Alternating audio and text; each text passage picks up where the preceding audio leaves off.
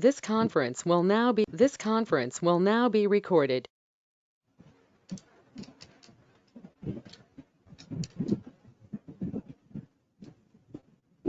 This conference will now be recorded.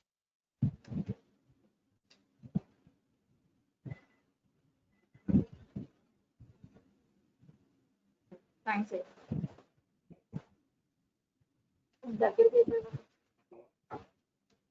So today we have already discussed osteomyelitis previously.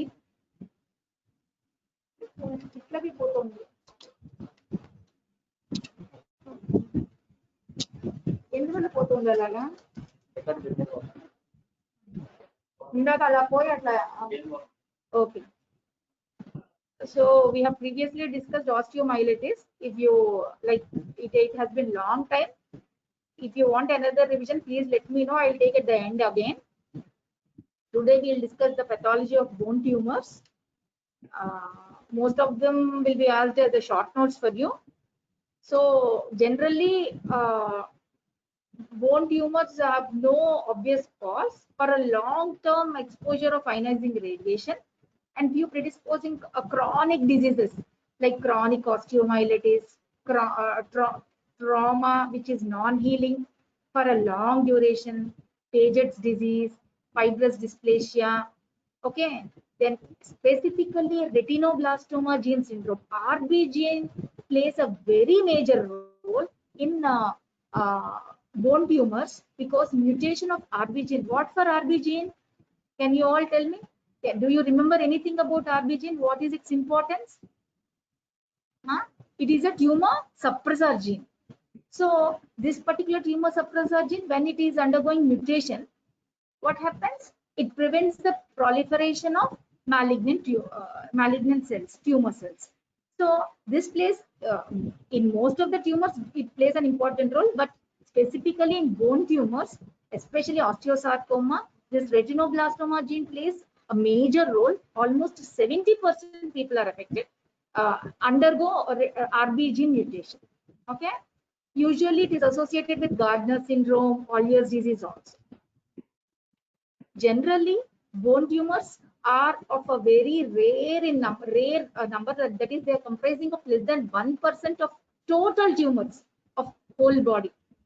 In organ wise, if you check, the frequency of bone tumors is very less, but of which less than 1%, actually comprising of 0.5% of the cancer deaths in total. 40% of them are malignant and 60% are benign. Most of them are benign. Okay, the major part is the benign tumors. They can be primary or secondary. Secondary means metastatic. Primary usually occurs in a younger population, and secondary, as we all know, it is metastatic, so occurs in an older age group. The most common ones are breast, kidney, lung, thyroid, and prostate. Prostate, actually, they present with bone mets. Prostate and kidney, usually the patient presents with the spinal metastasis. Okay, then there will be apart from bone, there will be marrow neoplasms like myeloma, leukemia, and lymphoma. We study them in hematology. So what are the primary bone tumors? Bone producing tumors, which are the benign part are osteoma, osteoid osteoma, and osteoblastoma. The malignant counterpart is osteosarcoma. Cartilage producing tumors are osteochondroma and enchondroma, chondromyxoid fibroma, chondroblastoma. The malignant counterpart is chondrosarcoma. We are not going to learn all of them, but few of them will be discussed. And the miscellaneous part, Ewing sarcoma and giant cell tumor of bone, both are asked as a short note for you. So there are conditions like tumor-like conditions, actually, which are cystic lesions, simple bone cysts, and any aneurysmal bone cysts. Okay, and multiple lesions do occur in fibrous dysplasia, eosinophilic granuloma. Also, you have giant cell proliferation. Actually, there will be plenty of osteoclast type of giant cells which are crowded in nature, and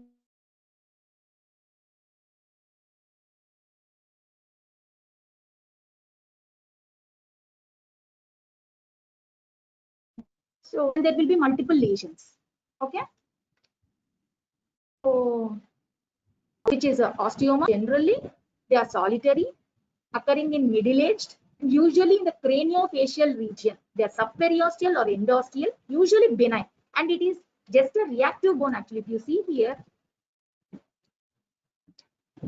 this particular nasal cavity, you can see this bone and this reactive, this is the tumor-like thing which is protruding into the nasal cavity. If you see the arrow, please, what I'm showing, that is an osteoma, usually occurring in the nasal cavity, and it is no way different from the normal bone. If you observe carefully the part, even in histology also, we do see a normal bone. So it means it is an hamartomatous proliferation of the bony part. Thereby, what do we find? It is a reactive bone actually. Okay? It is a hamartomatous growth of a bone. Histologically, it is composing of woven as well as a lamellar bone. Closely it resembles the normal bone. There are Gardner syndrome is associated with multiple osteomas. Actually, huge number, total body, there will be multiple osteomas. Along with it, you see osteochondroma, GIT polyps, skin lesions, skin tumors, colonic cancer. It is an autosomal dominant disorder, Gardner syndrome, which can be asked as a very short note for you. Coming to osteoblastoma, it is benign tumor. Usually osteoma and osteoblastoma, they differ in size. Osteoma usually it is less than 2 centimeters in size and more common in the long bones, that is femur or tibia. Whereas osteoblastoma is more than 2 centimeters in size and do occur in the spinal part. Okay, both of them are highly painful tumors, markedly painful. Even aspirin does not suppress its pain because of high level of prostaglandin levels, which are being secreted by the osteoblastic tumor cells. The proliferating tumor cells secrete prostaglandin, which produces high pain. The lesion itself is painful. Histologically, what do we see? I'll show you the picture, then you can understand. You can see this is a radiograph of the lesion, the excised lesion, where you are seeing a central thickened mineralized part with the which is surrounded by an abundant reactive bone. Okay, this is the radiograph of the excised lesion which we get it. Okay, so here we are seeing the histopathology where multiple strands of the bone. This is the bone. These are all multiple strands of irregular connecting bone. Okay, and surrounded by the stroma, which is very much edematous. You can see stroma and comprising of blood vessels of varying size. Okay, the connective tissue is so edematous and highly vascularized, and strands of haphazardly interconnecting trabeculae of woven bone, which are lined by, if you see here, they are being lined by osteoblasts. Here, clear? All of them, like the pavement, you are seeing the sides of the osteoid tissue, the woven bone, you are seeing the tumor cells. Clear? Osteoblastoma is similar to osteoid osteoma, as we have just discussed. It is also called as giant osteoid osteoma. It is more than 2 centimeters in size and common in vertebral column. Histologically, both are the same, and osteoblastoma can be locally aggressive. Both of them are cured, therapeutically, they are resected and treated with a bone graft. So this is also osteoid osteoma, where nicely in a close-up than previous one. This is all the stroma, edematous stroma, and this is the bony part, which is lined by the tumor cells, the osteoblastic tumor cells, which are benign actually, bland. They are appearing bland. You don't see any mitotic activity, any bizarreness, any pleomorphism. Nicely, sorry. This is the bony part surrounded by edematous stroma. Okay. Coming to the cartilage, benign cartilaginous tumor, which can be also frequently asked, and we have seen a lot of cases in our ashram itself. Osteochondromas, they can be sessile or pedunculated, ranging from 1 centimeter to 20 centimeters. They can be larger in size. Okay, they are identified by a thick hyaline cartilaginous cap. The cap can be of varying size. If I show you the picture, I think you will better understand. You see here, usually it present near the epiphyseal plate. Sorry. Okay, this is a stalk where this is the stalk, if you see, and you can see the protrusion. It is enlarging in size, and you can see the cartilaginous cap here. Okay, and it is connected to the bone with the marrow counterpart. If you see the same here in an X-ray, you are seeing the stalk here. Okay, and this is the lesion, a polypoidal lesion outgrowth, where you are seeing this is the cartilaginous, bluish cartilaginous cap with a bony trabeculae with the downward growth of the bone, and this is the marrow element. Marrow usually contains lot of adipose tissue with interspersed marrow elements. Okay, so here we are, that's why we are seeing a loose edematous mature adipose tissue also. Okay, so what did we see there? A cap composing of benign hyaline cartilage of varying thickness. It can be varying. Sometimes it will be thin, sometimes it will be very thick. In the pic we are showing, it is actually very thick and is covered peripherally by a perichondrium, and the cartilage has appearance of organized growth plate, which can undergo enchondral ossification, thereby making a newer bone forming the inner side of the stump. So this cartilaginous part itself is undergoing enchondral ossification, and you are seeing the downward growth of the bony part. Clear? Coming to osteosarcoma, it is mostly asked as an essay question. Please listen carefully and go through your book after the class is finished. Osteosarcoma is the most common primary tumor of the bone. Okay, it is usually seen in a younger age group, that is 10 to 25 years. It can occur in a later age because of secondary, which is secondary to previous irradiation or Paget's disease. But most common age group is around 10 to 25 years. The common location is metaphysis of long bones near the knee joint, especially. They usually present as a painful, progressively enlarging mass, and very unusually, they can also present directly with a fracture of the bone as a first symptom. Coming to the pathogenesis, what are we seeing here? This is the normal. This is the normal pathogenesis. Normal maturation, where mature stem cell transforming itself into osteoblastic precursor, which transforms itself into pre-osteoblasts. They do form mature osteoblasts further into the osteocytes. Yeah, this is the normal maturation cycle. But here what happens in osteosarcoma? It can undergo a germline mutation or a sporadic mutation. So in germline mutations usually affect the mature stem cell, whereas sporadic mutations do affect the pre-osteoblasts. What happens is, commonly, as we have previously discussed, the retinoblastoma gene is the primary one which is being involved, or else P53. What type of gene is P53? We know it is a guardian gene. Okay, what does it do? It is associated with the repair mechanism of any damaged cell.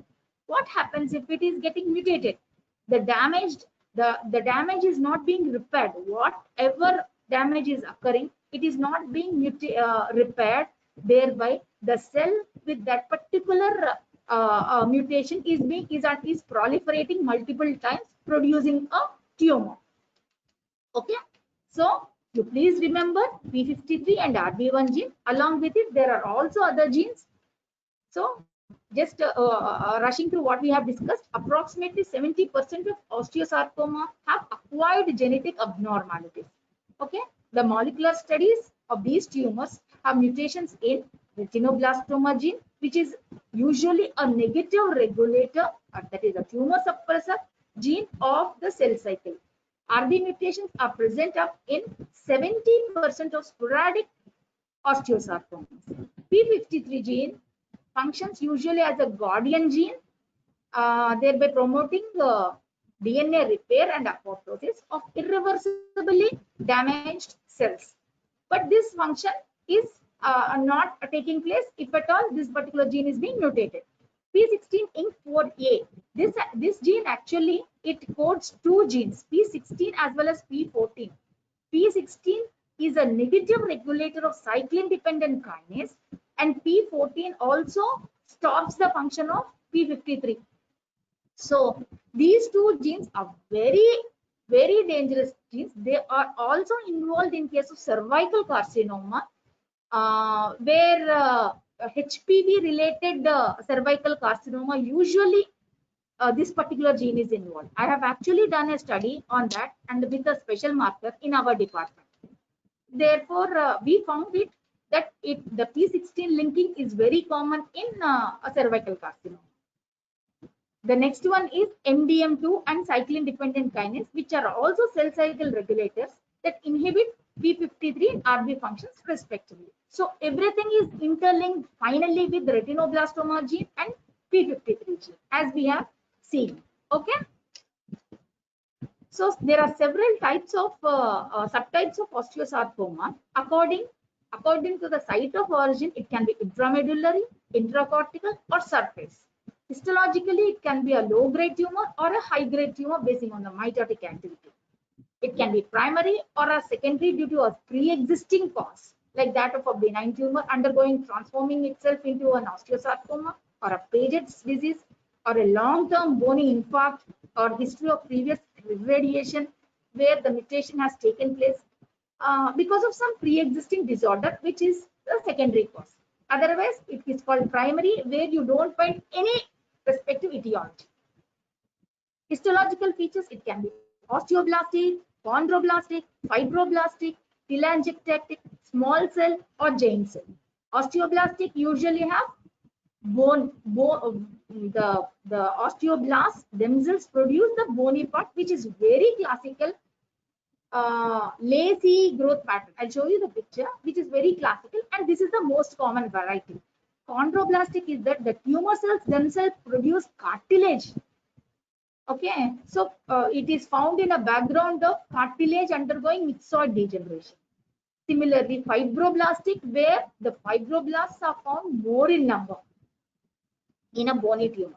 Telangiectatic means highly vascular tumor. There are number of blood vessels and sparsely scattered bizarre tumor cells. Small cell indicates that it is the cell size is very much smaller in nature. Giant cell are, you find multinucleated giant cells as well as mononuclear giant cells in the tumor. Okay. So very characteristic of the X-ray, you find a Codman's triangle where this, if you see here, there is an, I'm showing the pointing out the arrow where elevation of the periosteum is seen, giving it a triangular shape, the triangular shadow between the cortex and the raised ends of the periosteum, which characteristically form a Codman's triangle, and it is indicative of an aggressive tumor. Okay. It is though characteristic of osteosarcoma, but not very particular directly it is diagnostic. Okay, this is all the lesional part. If you see in an X-ray, this is the Codman's triangle with entirely, this is all, whatever you are seeing the shadow, this is entirely this particular, this is the growth. Okay, this is the tumor part. If you see, usually osteosarcomas are bulky tumors, very huge, bulky tumors, very huge mass. Okay, they are gray white in color with extensive areas of hemorrhage, and this is undergoing a cystic degeneration filled with a blood clot, areas of hemorrhage and undergoing cystic degeneration. To show you the cystic degeneration, I have kept a part, and it is also destroying the cortical region. Okay, and it is producing a soft tissue mass, extending, it is entering outside, producing a huge soft tissue mass. They also extensively infiltrate the medullary canal, okay, extending into the inner side. The tumor is moving outside as well as to the inside and trying to replace the marrow. You can find the difference where the gray white thing is itself found here also. It is trying to replace the hematopoietic marrow. The tumor cells penetrate even sometimes the epiphyseal plate as well as the joint cavity attaching to the tendon ligament. If you see here, it is near the growth plate from the metaphyseal. Though it is the major part is the metaphyseal region, it is trying to infiltrate into the joint where the growth plate is. It is almost reaching here actually, not being still affected, but very occasionally it do affect the joint cavity also. Histologically, here you are seeing tumor cells of varying size.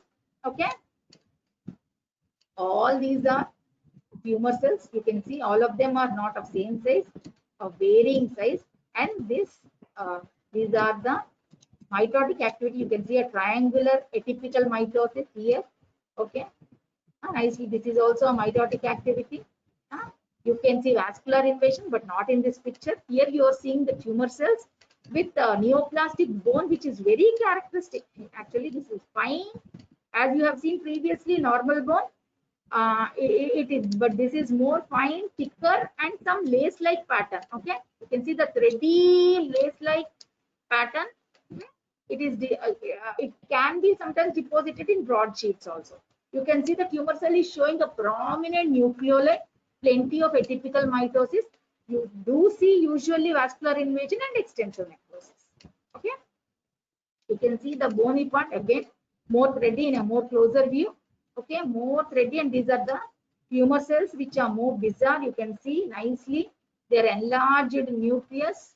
Okay, you can see more cellular and more fibroblastic also. You can see spindly nature of the tumor cells here, and a less bony part, and this thready bony material. Okay, I mean lace-like characteristic osteoid forming. This is telangiectatic variety, where you are seeing the sheets of tumor cells with large vascular spaces filled with blood. Okay, this is the cytological aspiration, where when aspirated you see plasmacytoid type of cells as well as poorly scattered, and you can see nicely bizarre. They are all not of same size. Each cell varies from the other cell size. Okay, so definitely, and having a prominent nucleoli, background is showing pale proteinaceous material. Okay, osteosarcomas are generally treated with a multimodality approach, including neoadjuvant chemotherapy, which is given under assumption that all patients have occult metastasis at the time of diagnosis. You need not do anything, directly give him a chemotherapy prior to surgery. Preoperatively, then 5-year survival rate is associated with 60% of the cases, but recurrence is usually common and has a poor prognosis.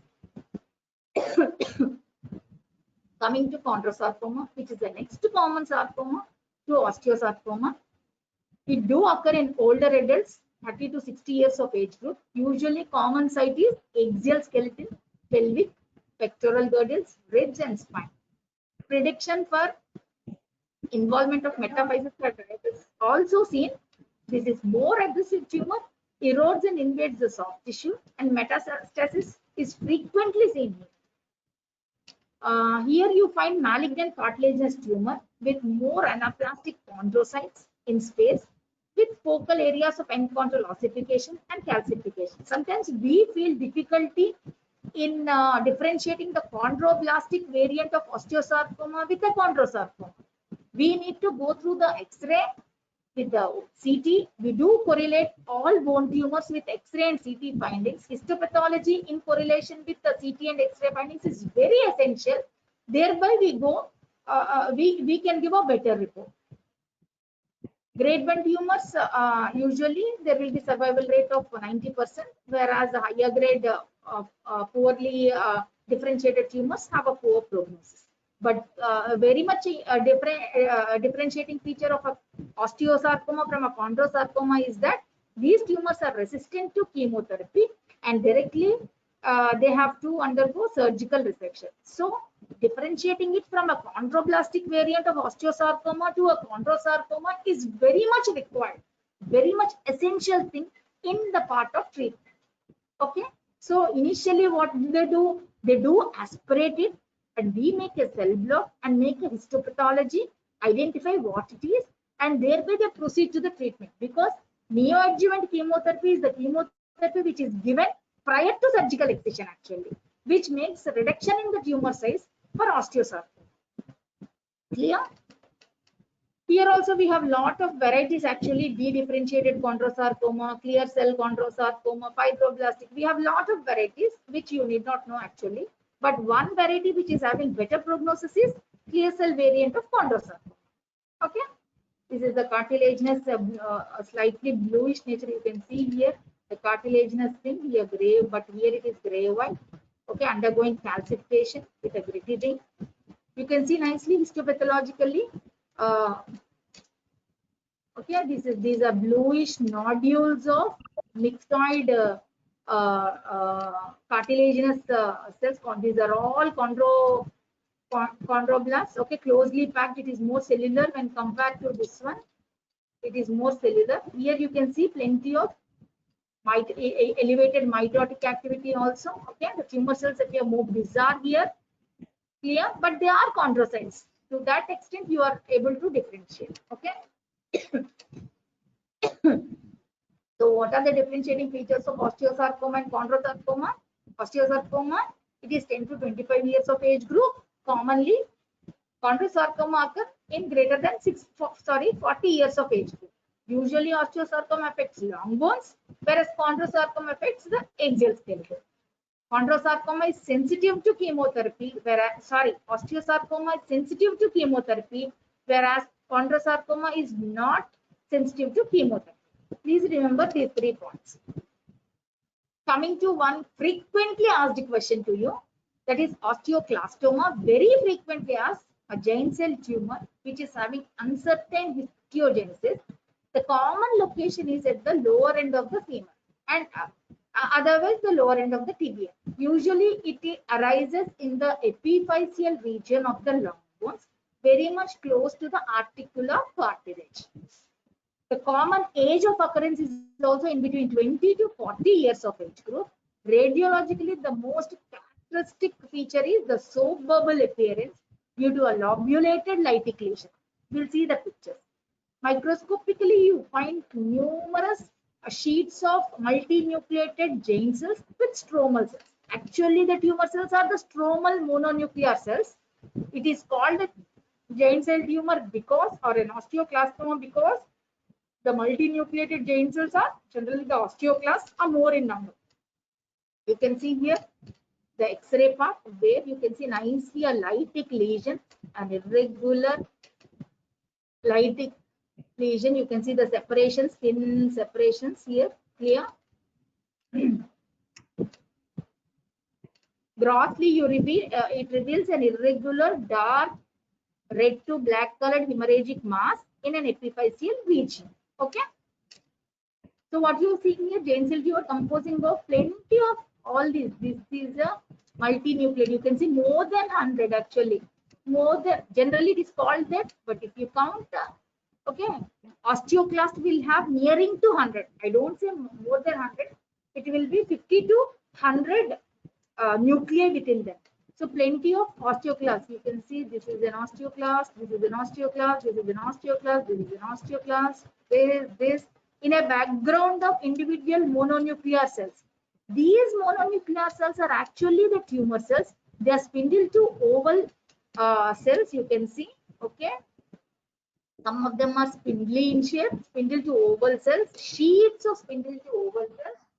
With a scattered giant cell, multinucleated osteoclast type of giant cells. Okay.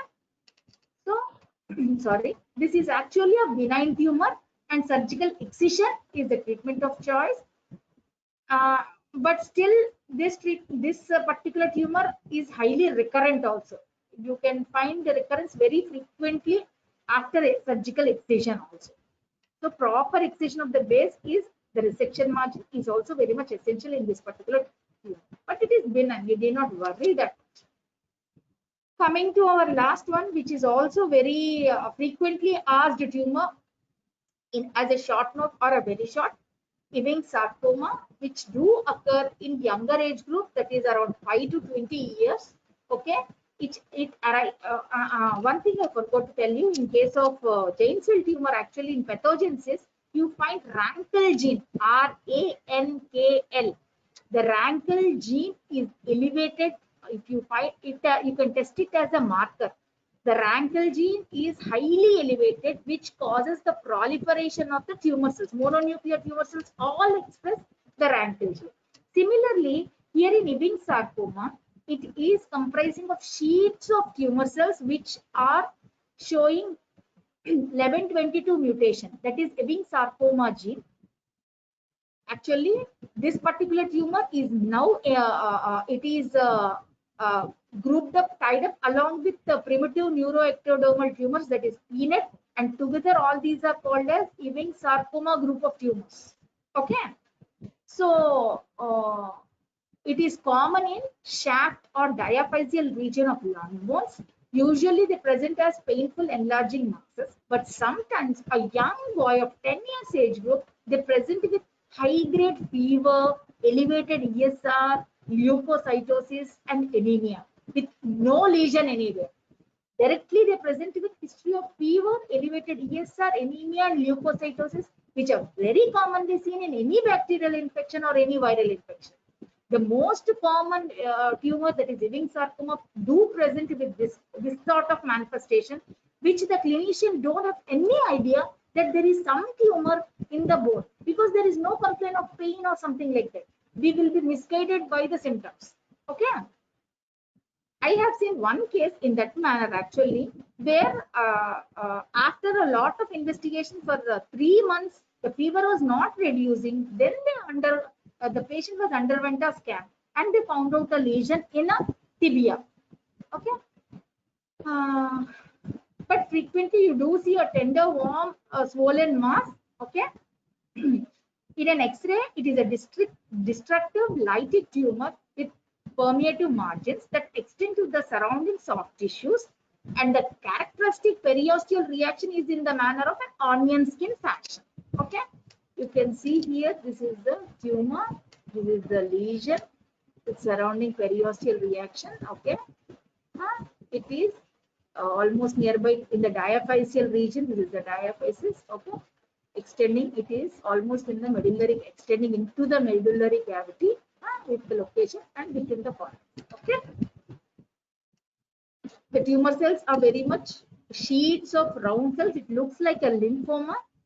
Okay, that is why it is in one of the type of a round cell tumor. You can see nicely sheets of tumor cells with nicely mitosis. These are all atypical mitosis. I'm sorry, atypical mitosis. You can see here, everywhere. Nicely, all these darkly spotted ones. The cells have the sheets of tumor cells. Usually, this is a here I don't find any rosette. Actually, I'm searching for it only. Usually, it will be a rosette. Omerite rosette means it will be a round or circular arrangement with a central fibrillary material. That will be a true rosette. If it is a pseudo rosette, generally the central place surrounded by the tumor cells, it should be a blood vessel, should be here. Here we actually don't find anything, but I'm just to explain you, I have shown that one. But sheets of tumor cells with the, if you see the chromatin also, it is so granular. Inside you have a granular dispersed chromatin in all cells. You are seeing almost monotonous. This is not varying that much in size. Monotonous cells, sheets of monotonous cells, round cells, with occasional pseudo rosettes you do find here. But in the pic there are no pseudo rosettes. So coming to what are the tumors? The non-neoplastic tumors, osteoma, generally in the nasal cavity, fibrous dysplasia, non-neoplastic benign tumors, enchondroma. We didn't discuss this one, but this is one variety of chondromatous tumor, which is a benign one, common in the wrist region. Okay, osteochondroma, chondroblastoma, Paget's disease, so it can occur anywhere, whole body. Okay, similarly. Coming to malignant counterpart, this is osteosarcoma, chondrosarcoma, Ewing's tumor. Nothing, all are not shown here actually, only days here. For the location wise, actually it is given. The pelvic location is common for the chondrosarcoma, whereas osteosarcoma is the long bones, metaphyseous of the long bones. Okay. So we have completed the class. Please go through it. Any doubts, you please call me. You can ask me. I'm always available on my phone. Okay. Thank you.